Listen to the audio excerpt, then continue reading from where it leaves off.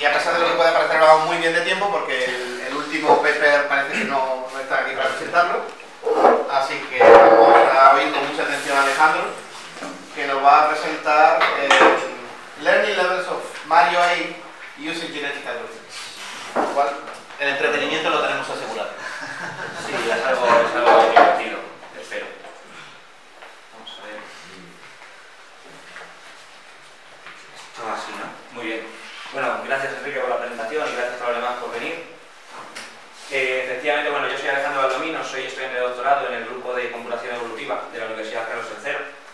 Y este trabajo que vamos a presentar aquí pues va sobre básicamente un agente para ganar una competición de Super Mario. Yo creo que todos conocéis el juego, no creo que nadie aquí no sepa quién es Mario, pero bueno, un poco por poneros en contexto, os hablo un poquillo de este tema. Mario es una franquicia de Nintendo. Es anterior al 1985, pero en 1985 es cuando sale a la venta el gran éxito de Mario, que es el Super Mario Bros.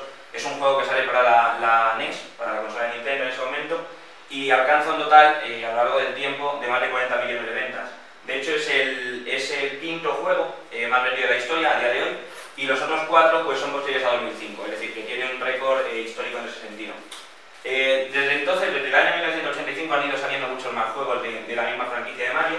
Pero bueno, uno de los que quiero comentar aquí es el Super Mario World, que sale en 1990. Es una versión similar al Super Mario Bros., pero bueno, tiene varios mundos y es un juego que sale para la Super NES, que es una consola que ya tiene pues, mayores capacidades gráficas, mayores capacidades también técnicas a nivel de audio, y bueno, también introduce nuevos caracteres, como puede ser, por ejemplo, Yoshi, ¿no? El dragoncillo este. Hablo de Super Mario World porque en el año 2009 sale una competición que es la Mario AI Championship. AI de Artificial Intelligence, por supuesto. Entonces sale en el año 2009 y bueno, básicamente es una competición que está basada en lo que es el entorno del Super Mario World y el propósito de esta competición es hacer un agente que supere niveles, ¿vale? La idea es hacer agentes inteligentes en los cuales, pues evidentemente lo que buscamos es que la gente conoce el estado actual, sabe dónde está en la pantalla y lo que tiene que hacer es tomar acciones, realizar una serie de acciones pues, para al final completar el nivel. Y lo que se evalúa en la competición básicamente es pues, que cuantos más niveles se superen, ¿no? Pues mejor, y es lo que determina el ganador. Esto de lo que he hablado es el track gameplay, que es el único que hay en la primera edición de la competición en el año 2009. Pero luego con el tiempo, en ediciones posteriores de la competición, que por cierto se extiende hasta el 2012, porque en el 2013 se sustituye por una de carácter más general, que es la Platformer AI, en ediciones posteriores surgen otros tracks. Nos interesa particularmente el de Learning, el de aprendizaje, porque en este track realmente no se busca desarrollar un controlador, sino que lo que se busca es un agente que memorice, después de un número determinado de ejecuciones, en concreto 10.000, memorice un nivel concreto y luego sea capaz de realizarlo obteniendo la máxima puntuación. Un poco más adelante en la presentación os voy a contar cómo se determina esta puntuación, ¿de acuerdo? Y luego, bueno, pues hay dos tracks que no son relevantes para esta presentación, pero bueno, es uno de generación de niveles, en el que pues, se busca generar un nivel que sea jugable y que además cree una buena experiencia para el jugador. Y luego el Turing Test, que va a ser, bueno, ya imaginaréis de qué va, pero bueno, la idea es que el comportamiento no es obtener la mayor puntuación, sino que el comportamiento de la gente sea lo más parecido al de un humano, ¿no? Hasta el punto de que un tribunal pues, no sea capaz realmente de discernir si lo que está viendo es un jugador humano o un agente computacional. En el año 2009, el organizador principal de la competición, que era Julián Toberius, publica un artículo en el que dice cuáles son las principales tecnologías que se han utilizado en ese momento para resolver el problema. Recordad que en este momento estamos hablando del track gameplay, ¿vale? Que es de superar varios niveles. El ganador utilizó búsqueda heurística con el algoritmo de estrella. No parece, bueno, luego tiene sus particularidades, pero así a priori pues son algo bastante sencillo, ¿no? Y luego pues hay otras alternativas interesantes como programación genética para construir un árbol de reglas, ¿no? Para determinar qué acciones debe tomar el agente, perceptrones multicapas a través de neuronas, aprendizaje por refuerzo, etc. He querido también incluir, porque esto es sobre todo referido a la competición, a las técnicas que se utilizan en aquel momento, cosas más recientes respecto a esta del arte, y si ayer estuvisteis en la presentación de Francisco Herrera, la que dio en el tutorial, pues bueno, habló un poquito de Google DeepMind. Y básicamente pues esto es interesante porque lo que quiero dar a entender con esto es que todo esto de la inteligencia artificial en videojuegos sigue muy de moda en la actualidad, ¿no? De hecho, Google DeepMind publicó un paper este mismo año en la revista Nature, que como sabéis pues es una revista de carácter general con más factor de impacto, sino la que más. Y bueno, pues básicamente utilizan lo que llaman Deep Learning, Deep Q, que son al final pues redes de neuronas, ¿no? Un poco combinadas un poco con aprendizaje por refuerzo, en el que la entrada son directamente los píxeles a machete de juego, y pues según dice Google en ese artículo, pues consiguen resolver de una manera que más o menos o mejora el comportamiento de un humano 49 juegos del Atari 2600. Son algo anteriores temporalmente al Mario, pero bueno, en cualquier caso la idea viene siendo similar. ¿En qué se basa nuestra propuesta? Bueno, pues nosotros lo que queremos hacer es desarrollar un agente, como he dicho al principio, inteligente, para competir en el learning track de la competición del Mario Game, ¿vale? Como decía antes, el learning track no consiste en que a Mario le llegue un nivel que no conoce de nada y lo tenga que superar, sino que le da un nivel fijo durante 10.000 ejecuciones y se evalúa en la siguiente. Es decir, tiene que aprender cómo, tiene que prácticamente memorizarse el nivel de tal manera que tome acciones que maximicen la puntuación, ¿vale? Bueno, las decisiones se tienen que tomar, cada decisión se tiene que tomar en 42 milisegundos, pero bueno, eso es una restricción de tiempo que no es especialmente relevante aquí. Lo que se busca, como decía antes, maximizar la puntuación, y nosotros lo que vamos a hacer es utilizar algoritmos genéticos, ¿vale? Y ahora voy a pasar pues, a describir exactamente nuestra propuesta empleando algoritmos genéticos. En primer lugar, pues vamos a hablar de lo que es la codificación. Nosotros lo que hemos decidido, y hemos empezado con una codificación que en realidad queríamos que fuera como una primera versión, pero luego hemos visto que funciona relativamente bien, ¿vale? Entonces pues es la que hemos sacado en este artículo, que realmente es una secuencia de acciones. Es decir, nuestro cromosoma al final es una secuencia de acciones, y cada gen de este cromosoma pues es una acción en concreto, ¿vale? ¿Cuáles son las acciones? Bueno, pues esto es un mando de la NES, el de la Super NES es muy parecido, y básicamente tenemos 8 botones, de los cuales estos dos no son relevantes para el juego, que son el Select y el Start. Entonces tenemos la cruceta, que tiene 4 botones, ¿no? Una en cada una de las direcciones de arriba, abajo, izquierda, derecha, y luego el botón B. Esto nos daría un total de, como son 6 botones, pues de 64 combinaciones, pero en realidad pues hay algunas que se pueden reducir. Por ejemplo, los botones de izquierda y derecha no se pueden pulsar a la vez, el de arriba y abajo tampoco se pueden pulsar a la vez, porque la cruceta, bueno, pues tiene esas limitaciones, ¿no? Entonces realmente pues al final hemos reducido a 22 combinaciones el total de combinaciones que se pueden modelar para cada gen, ¿no? Y hemos optado por una codificación en enteros entre 0 y 21. Hablemos de la longitud del cromosoma. Básicamente hemos decidido usar un cromosoma de 3.000 genes. ¿Por qué? Pues porque el máximo tiempo de juego son 200 segundos y cada uno de esos segundos está discretizado en 15 ticks, ¿no? Es decir, al final cada segundo vamos a ejecutar 15 acciones como máximo, es lo máximo que nos permite la plataforma. Y entonces pues hemos determinado una longitud de cromosoma máximo, realmente, que sería de 3.000 genes. Eso sí, por supuesto, es posible que Mario superara el nivel o muriera antes de llegar a esas 3.000, a completar las 3.000 acciones, ¿no? En ese caso, pues la parte final del cromosoma directamente no se tendría en cuenta a la hora de la ejecución. El espacio de búsqueda, como veis, es bastante grande, de 22 elevado a 3.000 concretamente, pero aquí hemos decidido reducirlo utilizando una simplificación, que es suponer que Mario siempre va corriendo, y es porque a nivel de juego, esto ya es conocimiento de dominio, pero a nivel de juego realmente pues no es realmente productivo el hecho de que Mario no esté corriendo, ¿vale? No tiene mucho sentido. Entonces hemos hecho al forzar que siempre esté pulsado el botón de correr, que es el botón B en el mando, pues reducimos a la mitad de reducimos a la mitad de la base, ¿vale? de acciones. La función de fitness. Bueno, la función de fitness hemos utilizado directamente la que la plataforma empleaba para evaluar a los agentes, y es el sistema de puntuaciones que os decía antes. ¿Qué tiene en cuenta? Bueno, pues la distancia que ha recorrido Mario en el nivel, luego pues las flores de fuego que se ha comido, las setas estas que le hacen grandes, setas de vida, enemigos que ha matado y a los que ha matado saltando con caparazones y con bolas de fuego. Este es el estado final, ¿vale? Que sería básicamente pues 1 si ha ganado y 0 si ha perdido. Este es el estado en el que acaba Mario, si es grande, es pequeño o es Mario de fuego, pues esto modifica este parámetro también.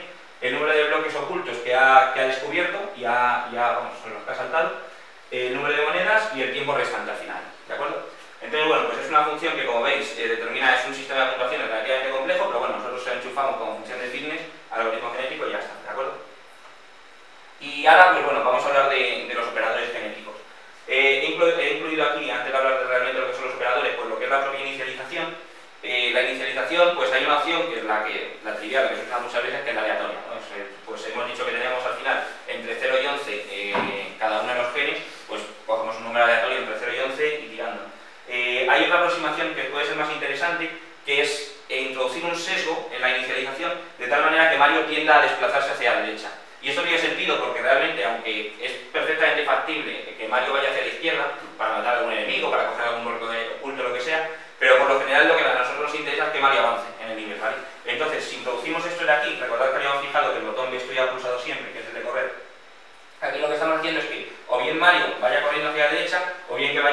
corriendo y saltando hacia la derecha, ¿vale? Pero en cualquier caso, introducir ese sesgo para que Mario avance en el nivel en las primeras soluciones, ya desde el principio. ¿Vale? Así pues también agilizamos un poco lo que es la búsqueda inicial hacia que Mario pues vaya a completar el nivel.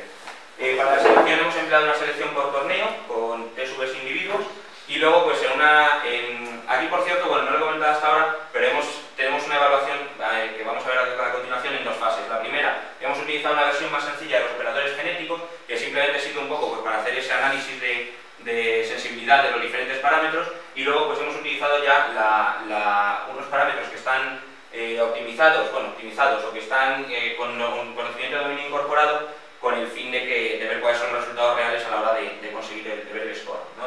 Entonces, como digo, torneo con TSVs individuos, y luego en la versión final de la evaluación que vamos a hacer, pues hemos introducido también el elitismo.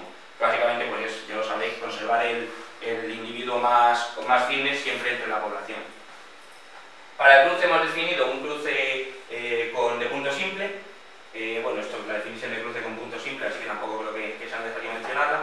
Y también en la segunda versión hemos incorporado conocimiento de dominio. Básicamente lo que hemos buscado aquí es que en este punto n que hemos utilizado para el corte, que los dos progenitores sea un punto en el que el estado de Mario sea similar. De esta manera ganamos continuidad en el juego. Es decir, si conseguimos que en los dos progenitores el punto donde cortamos sea un punto donde Mario está más o menos en el juego, en la misma situación, en el mismo estado, pues garantizamos una continuidad, ¿no? Mientras que de otra manera pues no tendría por qué ser así. En la mutación, pues para el primer análisis de parámetros hemos utilizado una mutación aleatoria, y luego lo que hemos hecho ha sido introducir ya para la evaluación final una mutación heurística en el que consideramos que la mutación no se realiza de manera uniforme en todo nuestro cromosoma, sino que tiende a hacerse más hacia el final. En concreto, empezamos con una ventana determinada de los últimos genes, que se va doblando cada W generaciones hasta que consigamos que el fitness se incremente.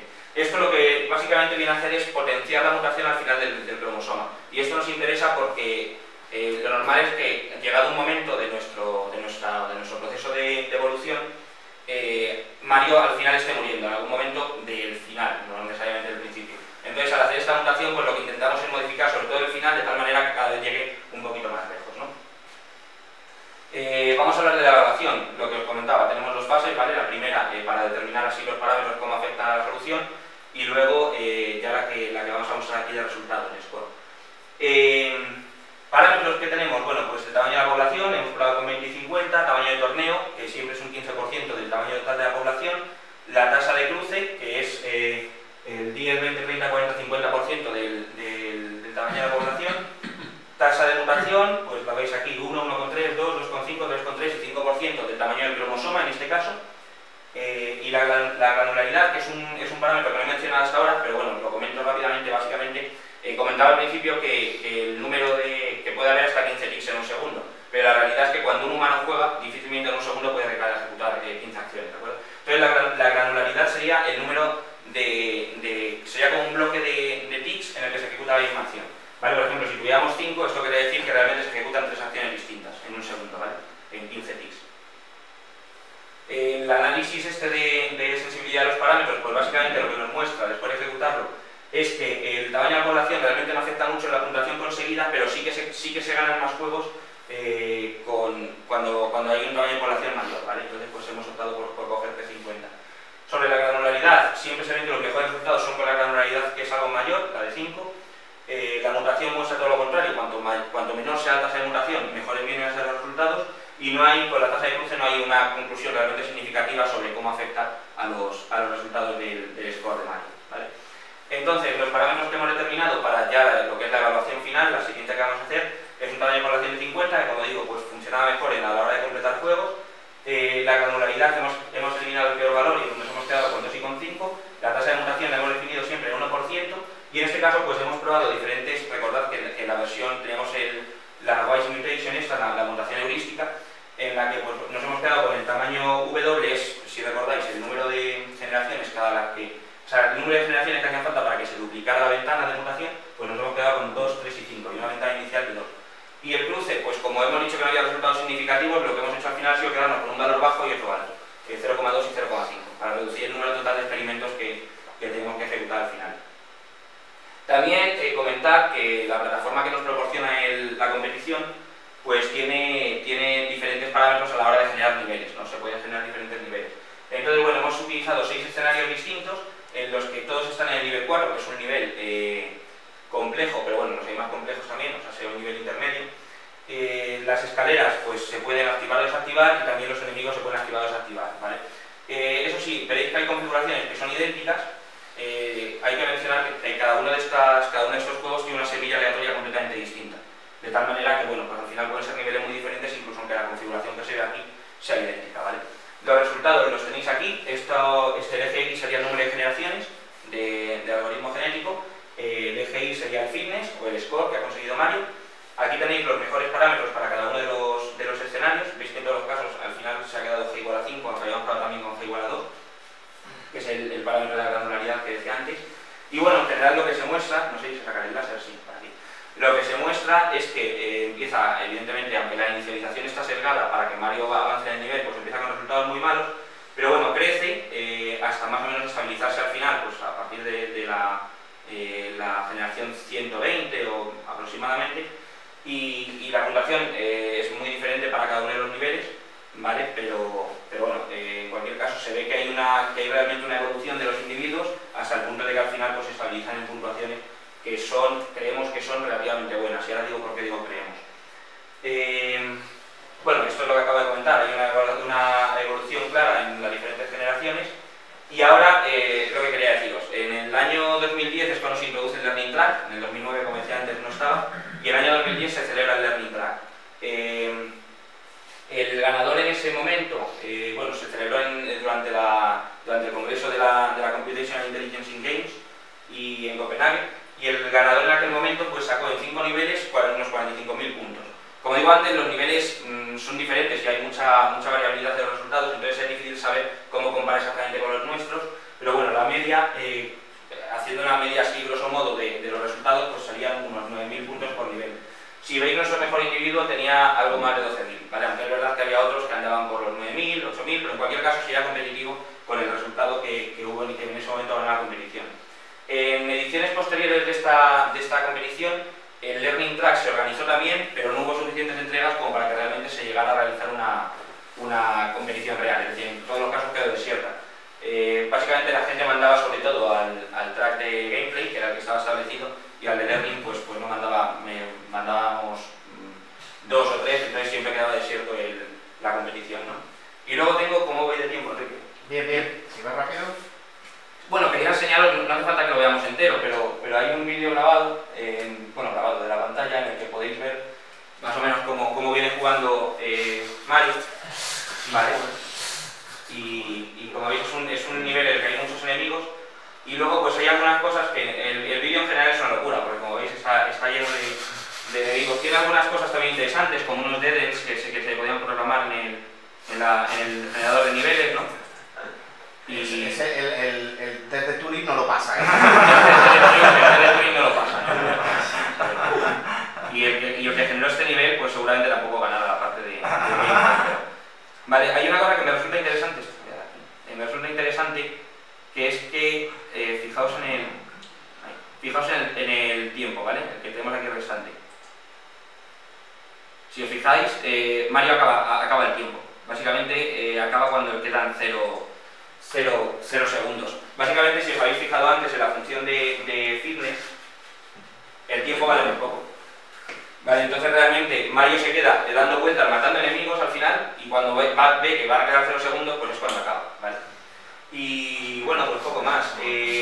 A ver, por comentar, líneas futuras. Creo que se puede mejorar la codificación, porque básicamente hemos utilizado una codificación, como decía antes, basándonos en enteros, y el problema que tiene este enfoque es que al final no hay realmente un mapeo entre que las acciones, las pulsaciones del gamepad sean similares al entero, es decir, cada entero es distinto y no hay de alguna manera esa forma de ver una cercanía, ¿vale? Una distancia entre diferentes acciones.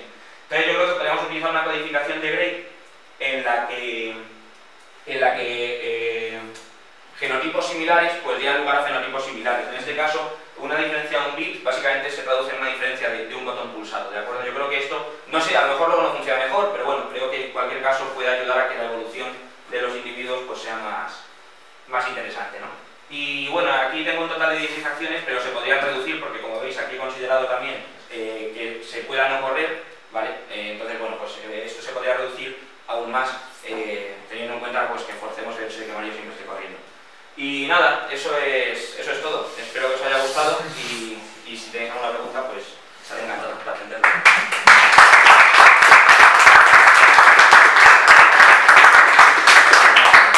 Bueno, pues muchas gracias por la presentación. ¿Tenéis comentarios, dudas, sugerencias?